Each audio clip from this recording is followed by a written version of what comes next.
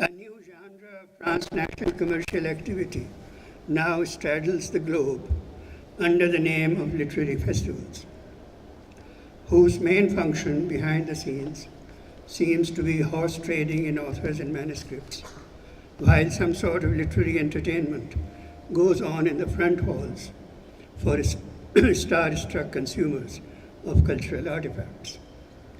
With your serious emphasis on workshops, volunteer sessions, children's literature, etc., you seem to have kept clear of that sort of commercial ambition. And that is, in my view, a very good thing. I was certainly struck by the insider-outsider theme that has been designated for this year's installment of this annual festival. But then, as I was reading the press release on the structure and objectives of the festival, I was struck by Rizio Yohanan Raj's, the creative director who just was here before me, using the remarkable phrase, the transnational matrix of the country. Now, the word matrix is a very complex word, and I'm not very sure what is meant by it in this particular context. But the idea that India has a certain kind of transnationality inscribed within it is undoubtedly intriguing. This, I think, is very good to remember. Unlike Britain or France, India is not in any Euro-American sense a nation state. And unlike the United States, India is not only a federal republic. We have, in fact, given ourselves a rather different name as well, the Indian Union, which originally meant a union of nationalities, linguistic nationalities, I might add. Reorganization of states in early years of the Republic was governed by that imperative. The title of my brief paper today, Languages of the Union, is meant as a reminder of that fact. This formalization of the diversity of linguistic communities was part of a larger recognition of many kinds of diversities. The caste character of our society was a matter not only of diversity, but also of social savagery, which needed to be addressed in all sorts of ways, political as well as ethical, so that, for instance, the social origin and political location of Dr. Ambedkar was very much a factor in deciding that he be entrusted with supervision of the constitution-making process. And as we all know, the birth of Indian Union had been not only a happy event, but also a traumatic one. Attended as it had been by murderous communal frenzy rarely witnessed in the history of the world, the scale of which was such. A deep commitment to secular reason was one way of coping with that trauma, the effects of which still beset the Republic. And I'll come back to the phrase, secular reason. One of the functions of literature in all the languages of the land that were partitioned, not only the country was partitioned, particular languages were partitioned, particular regions where people actually spoke particular languages were partitioned. We have about half a dozen partitioned languages. One of the functions of literature in all the languages of the lands that were partitioned in the very moment of our independence has been to confront that collective trauma in poetic and fictional forms as so many acts of remembrance and redemption. So let me begin my reflection today with these two elements in the very conception of this festival. That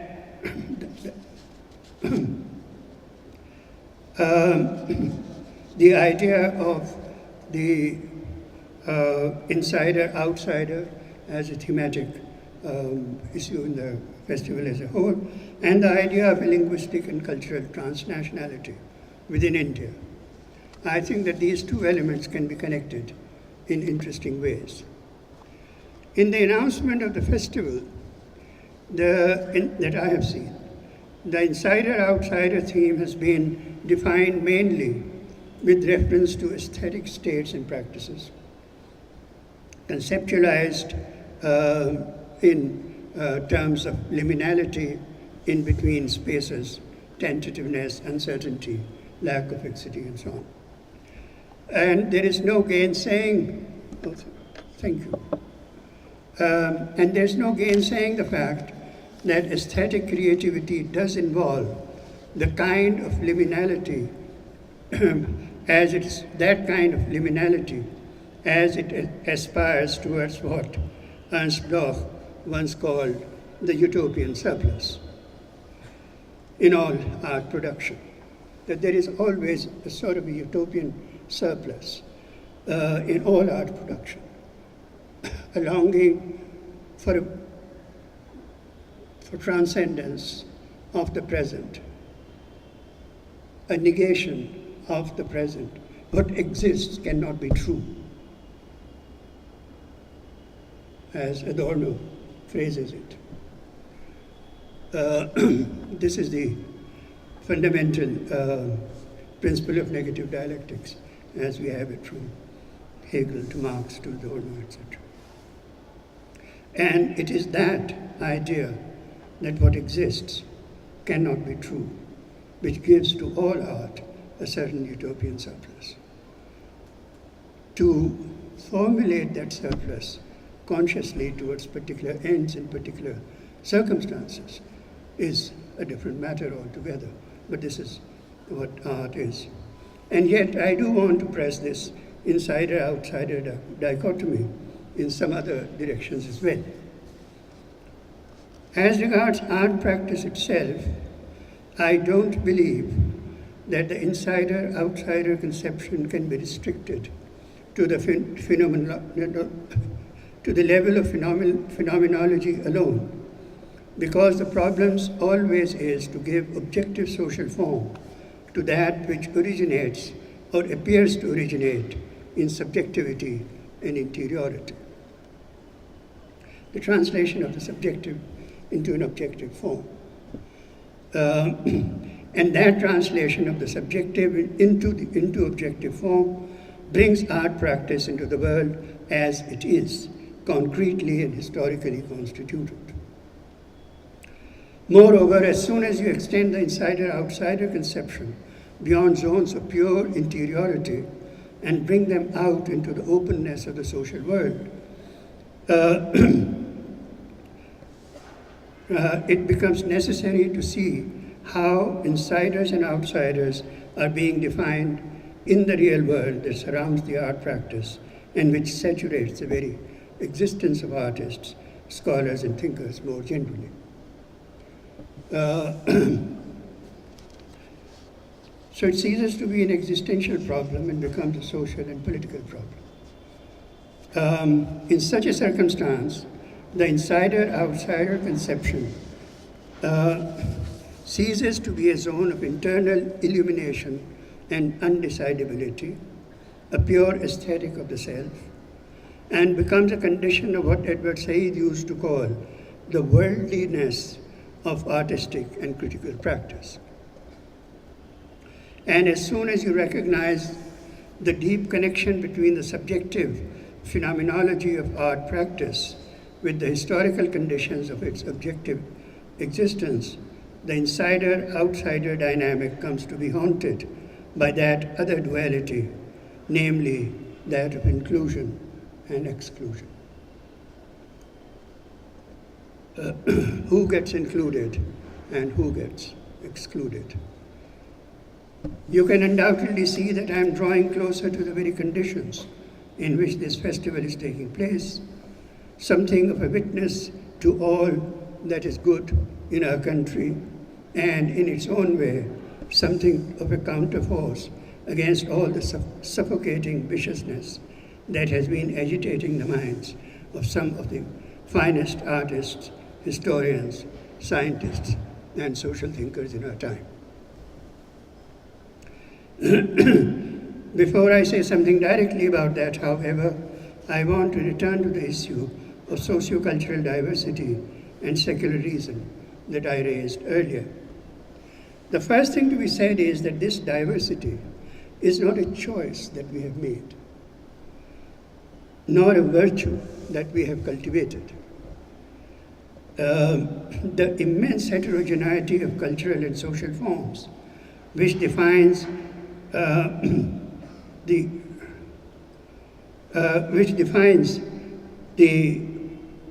country collectively, is the objective historical condition of our existence that has come to us as an accumulated result of a very long past.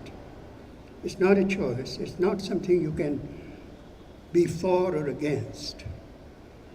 It's an objective reality created over a very long period of time. You have to live within it and decide how you're going to live within it. These historical legacies don't allow an imposition of homogeneity. The alternative to preserving this diversity is barbarism. The alternative is not between diversity and homogeneity. The alternative actually is between that diversity and just sheer barbarism. I am not stating an ethical position, but pointing to historical reality. Our ethics have to be grounded in that reality. We must also recognize that diversity involves very finely calibrated balances, because diversity necessarily implies outsiders and insiders. In every diversity, everything within a diversity does have insiders and outsiders.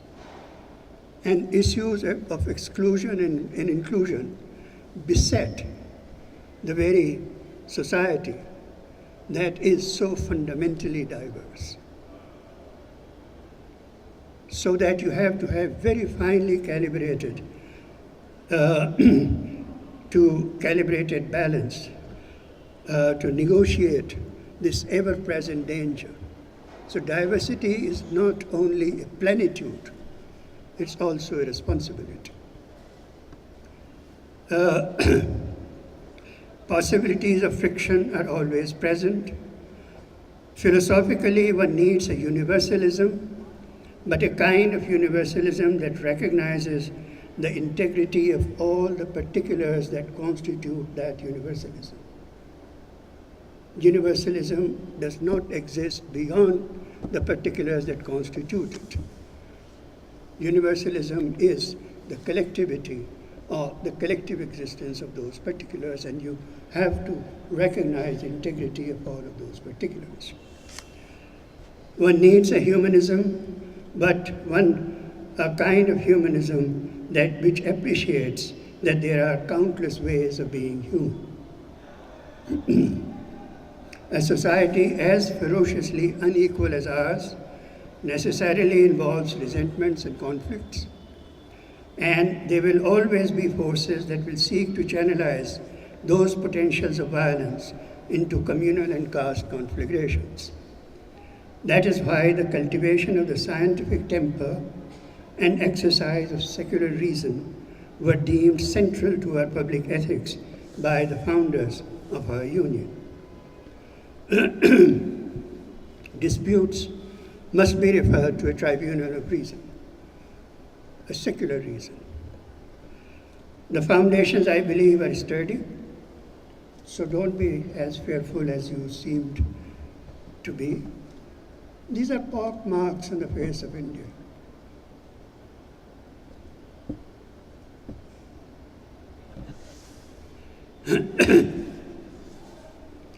The foundations, I believe, are sturdy. And they're sturdy not because of all the sorry, I have very bad throat. Of all the hard work that went into the making of the public institutions and personal visions during the struggle for independence. and in the early years of the independent republic. Not only because the contributions that countless artists have made to securing these foundations, but also because the values we defend today are rooted, in fact, in the very constitution of our cultures and literatures over that vernacular millennium from the 8th century to the 18th, over which these languages and literatures got consolidated in the materialities of local and regional life, in syncretic belief systems, in radical dissent against prevailing rituals and hierarchies, and more than not, and more often than not, a liberal metaphysic of devotional theism and even atheism. That has not been the dominant order of power in India, but that has been a pervasive social order, a certain sort of broadly shared social imagination, so to speak.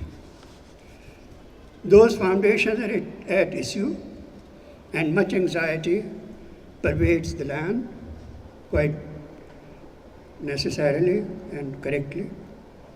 This is, of course, not a new phenomenon, and the process has been long in making. These same forces drove M.F. Hussain, India's most famous painter, into terminal exile. But we seem to have reached a point that is qualitatively different. Analysis of the social forces that have brought us to this point is not my concern. I am concerned rather with how a sense of danger has been building up among artists and eminent thinkers in various walks of life, especially since the methodical murder of the late Mr. Pansare, Mr. Dabolkar, and Professor Kalburgi, well-known political and social activists, rationalist thinkers, writers, and in the case of Professor Kalburgi, the author of immense learning and scholarly output, 80 books of scholarly commentary on the literature of his language. We now live in a strange atmosphere. Girish Karnad, who has perhaps received more awards than any other artist in the country, ranging from Filmfare Awards for his work in cinema to the Jnanpith for his work in literature and drama to the Padma Bhushan for overall eminence and contribution to Indian culture, lives now behind a cordon of police security. I can tell you a very little story about Girish Karnad. Many years ago, Sahitya Academy was having its annual award-giving ceremony and all of that in Bangalore. And I had gone there to give actually an inaugural address. And there was massive hospitality, so lavish, that one day I asked Girish, I said, where does this why is your state, your chief minister, so keen on this hospitality to writers? And Girish said, the Karnataka government thinks it's a successor to Tipu Sultan. And Tipu was a great, patron of the arts. And they think that they could rise to some stature if he could do what people, but what Tipu had done. Now, precisely. Now, for simply saying that the airport could have been named after Tipu Sultan. He is where he is. Off the cuff remark, I'm sure, having no idea that he was insulting somebody. Bombay used to be the pride of her cosmopolitan aspirations. Over the years, it has degenerated so much, and the atmosphere becomes so charged with fear that Ramila Thapar, India's most internationally renowned historian, had to deliver her lecture under police protection. A.R. Rahman, perhaps the most original musical genius in the country, certainly so recognized around the world, says that he too has felt threatened over the past few months. This he said after all this business about Amir Khan. One could go on reciting such facts, but such recitation is not the point. What is most striking is how widely this sense of danger is shared. Not only have writers and some film personalities expressed their concern in ways and on a scale that is unprecedented, this is also the first time that some of the most eminent scientists have raised their voice on the same issue and suppressed their sense and expressed their sense of concern and unease as to where the country is headed. Not many of us have paid attention to the statement of the scientists because not many of us know who the eminent scientists of our country are. We don't really keep track of our scientists. So no matter how eminent scientist you are, the statement comes in the press, no one knows that this is important, except within the scientific community. Their voice on the same issues, etc. Not to speak of similar expressions from such unlikely figures as Mr. Raghuram Rajan, the governor of the Reserve Bank of India, and Mr. Narayana Murthy, the legendary founder of Infosys. So the breadth is quite remarkable.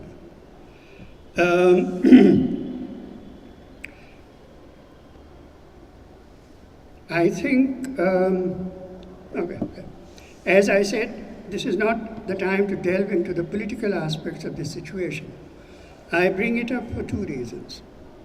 One is that the insider-outsider dynamic, inclusion and exclusion, the permissible and the unpermitted, is also involved very centrally in the whole range of situations that has brought us to this point. What you can paint and what you cannot paint is now to be connected to the religion of the family into which you were born. You may not even subscribe to the religion in any proper sense, and that authorization is also exercised in a very interesting fashion. M.F. Hussain and S.H. Raza, two of the most famous and eminent modern Indian artists, are both Muslims in origin, and both have drawn deeply on what they take to be just Indian traditions to which all Indians have equal rights and claims, but which some would describe specifically as Hindu traditions, which are open to Muslim painters only if they treat them in ways that gain approval from the self-proclaimed authorities in the matter. Hussain was hounded out of the country for visually specific portrayals. But Raza is abstract enough not to have earned the ire of powers that be, because those powers don't really know what Raza is doing and what his sources of inspiration are. If he knew that Tantra was one of his major sources of inspiration, you might have a bit of trouble. In other cases, there are issues of caste, in the case of Perumal Murugan, in fact, and in some ways also in the case of Girish Karnar. Targets are dispersed among various regions, languages, ideological persuasions, and even religions. There was a time when this kind of targeting used to be communal. Now, caste has become a major issue for the same forces, and even rational forms of thinking to be openly a rationalist. In the land of historic reform, Maharashtra,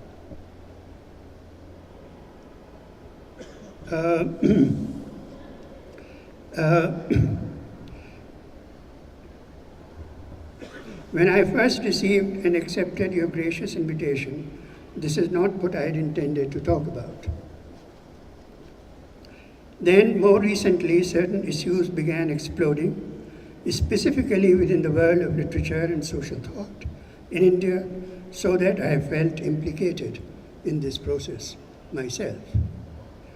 However, all this is also connected with my old concern that Indian literature and culture not be conceptualized in monolithic terms.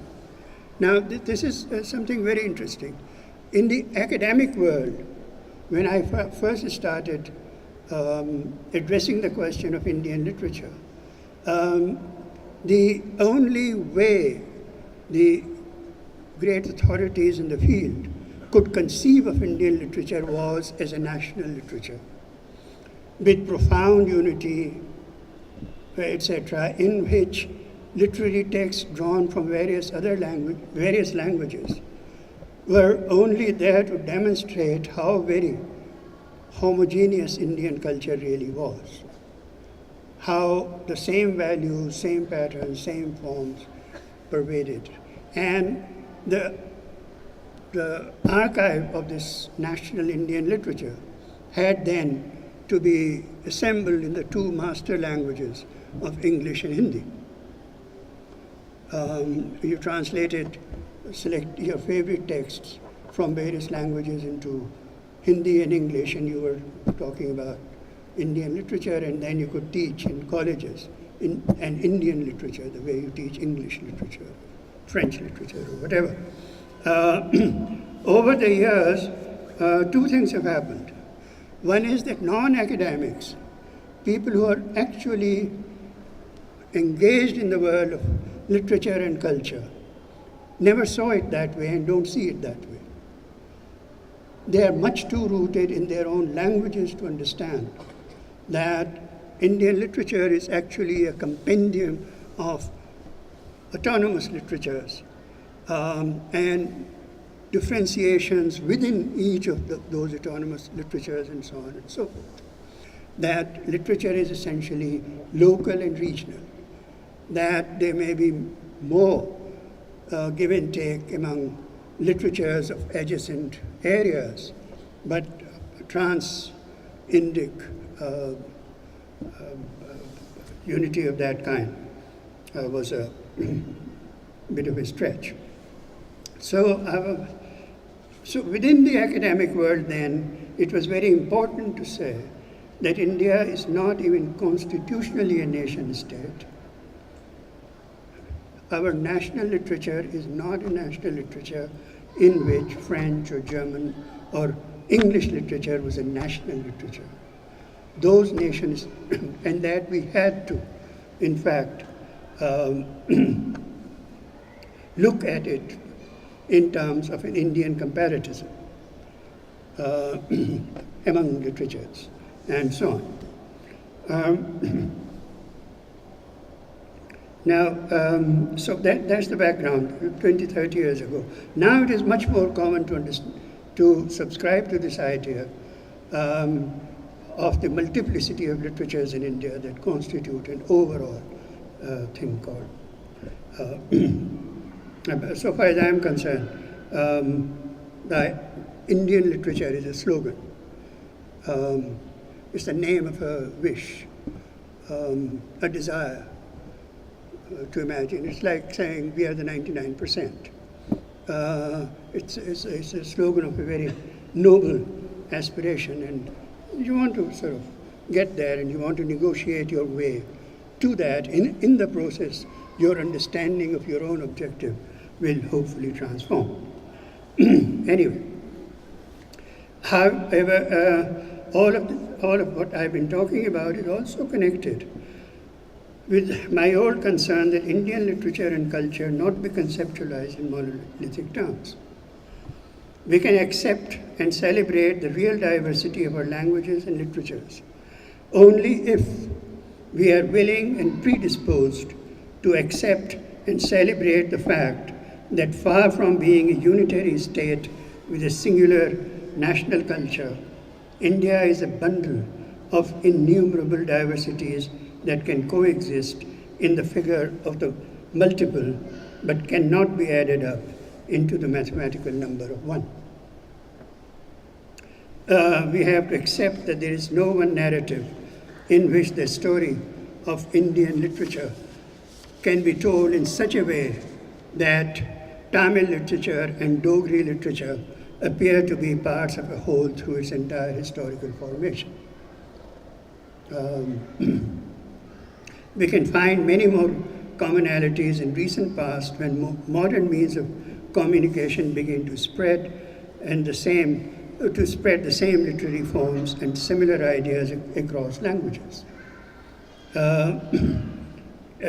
The short story or the novel or the blank verse may now emerge as generic forms across languages, with even similar sensibilities and plot structures. However, the farther back you go into the respective literary traditions, the less such commonality you will find among literatures geographically far apart from each other. These are autonomous histories that remain autonomous despite the occasional borrowing and sharing. We have inherited a very distorted notion of nationhood from the colonial period that is entirely inappropriate for our historical composition. The Euro-American model assumes a unilingual and by and large unicultural nation, often with religious underpinnings. The idea of a singular, the Queen of England is actually formally the head of the Anglican Church. So the US dollar says, "In God we trust," etc. So there are, it's in the currency. The American Constitution appeals to the Almighty 5 times. So the religious underpinnings of these formally secular states are not to be underestimated. The idea of a singular national language reflects the idea of a unilingual nation and produces the idea further of a national literature which assumes that it would be written in that one language. By contrast, India represents by far the largest experiment that humanity has ever undertaken to make a transition to a modern industrial society and a vast market economy while writing into its constitution a number of languages so various that no university can teach them all in any proper way, given the meager resources allotted to our education system. By contrast, migrants come into the United States speaking over 200 different languages, but are expected to forget their ancestral language within one generation or at the most 2, and accept the unilingual dictatorship of English. You try to establish a unilingual dictatorship of Hindi in India, the country will fall apart. Or you may consider another contrast. The French absolutist monarchy instituted in its heyday, and Académie Française, with the express purpose of constituting a standardized linguistic culture for all of France by suppressing local and regional differences, dialects, self-generating oralities, etc.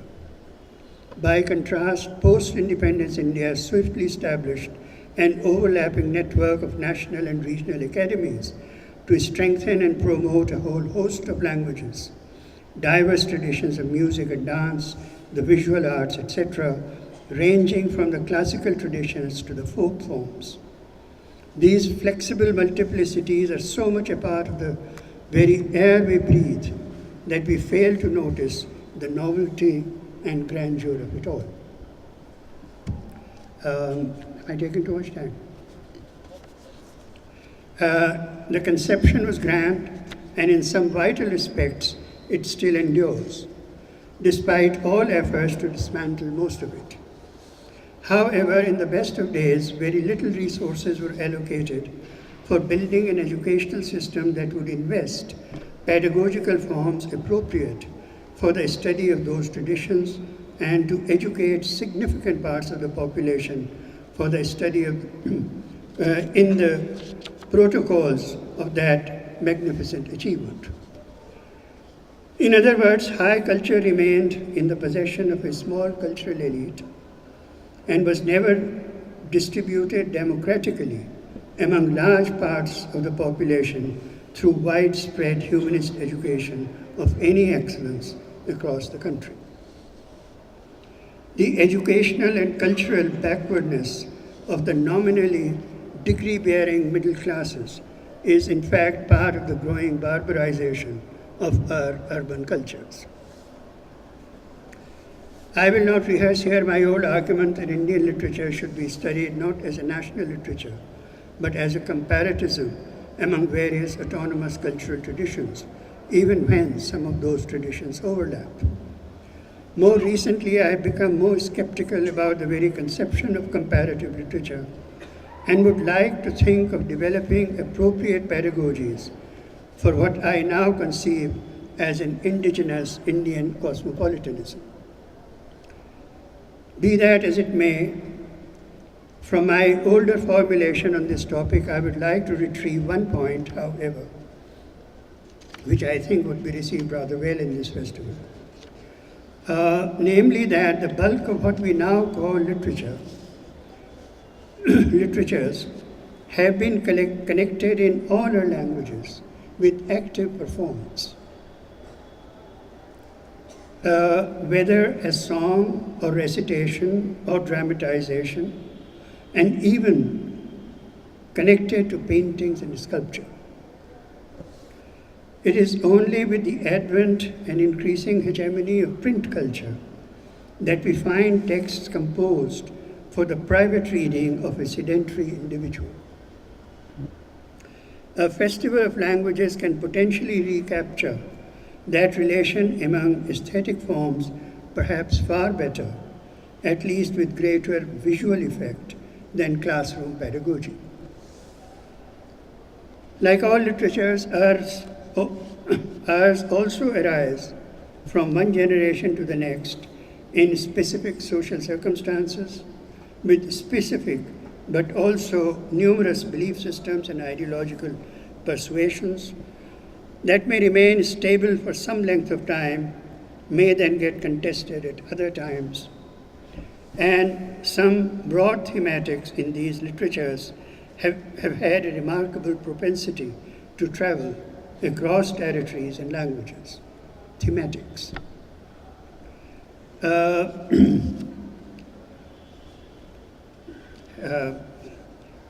Across territories and language clusters. The kind of indigenous cosmopolitanism I have in mind would be necessarily an interdisciplinary practice and a critical inquiry that would be both formal and formational. I'm a teacher.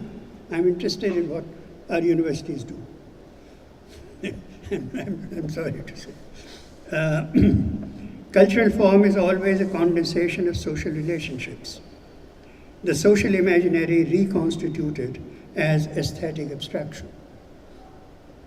That is why it is imperative to study the cultural form and the social formation simultaneously. I have quite extensive ideas about what that kind of pedagogy would entail, but I would spare you the details. Two further points, brief ones, and I shall be done. One is that the association of language with literature is of course salutary. Languages are so many moralities of the mind, and literature's key repositories of meanings that are generated in various languages. Meanings, that is to say, beyond the faculty of facts, which is a special preserve of the social sciences. Having said that, I also think that it is important to look at languages also as forms of social action. If Bangla was the first language in which some Indians first learned to speak in the medium of modernity, Marathi and Tamil can be plausibly regarded as our primary languages for articulation of reform projects that were in fact prior to even the independence movement. Mahatma Phule was certainly well prior to even the founding of the Congress Party. I think that this social side of language, not only in the pre-modern times, where the social and the aesthetic often appear in a fierce embrace, but also in our in the times of our modernity, need to be part of what we celebrate. Finally, the question of power. Language is not only the site of pleasure, creativity, aesthetic plenitude, but is also permeated through and through with relations of power. This is a subject of immense intricacy, and there is no time to delve into it. Social power of various kinds, of caste and gender and class, nationality, empire, is actually inscribed in the very structure of language as such. But all that I'll skip. Let me simply say that the power or powerlessness of language is deeply tied to not only its own demographic weight, but also to those who speak it. Global linguistic surveys show that English has as many native speakers as does what I would call the Hindi-Urdu complex. It's very hard, actually, in actual fact, if you get out of the polemics and all that nonsense, it's very hard to actually put the dividing line where Hindi and Urdu become two different languages, lexically speaking, at least, so far as speech is concerned. So it's better to think of it as a Hindi-Urdu complex rather than one or the other, for scholarly purposes, I think. Global linguistic surveys show that English has as many native speakers as does what I would call the Hindi-Urdu complex. But English quite obviously commands far more power than the Hindi-Urdu complex ever can. And it has to do with who speaks English and who speaks Urdu. This I know very well because I speak both. I know where the power is. This lingual inequality can play havoc within the confines of within the country as well, as we fall for categories of languages as major and minor. Some languages are major languages, and some are minor languages. I think that's a trap. There is, in my view, no such thing as a minor language. Every language is a major language in its own place and time for those who speak it, no matter how large or small the language community is in numbers. Multiplicity of languages is a headache for state functionaries. In how many languages are you going to keep accounts? Accountants have a problem. Multiplicity of languages is a headache for state functionaries. For cultural workers, all languages are an occasion for celebration and festivity. That is the spirit in which I would now like to participate in the rest of this festival. Thank you very much.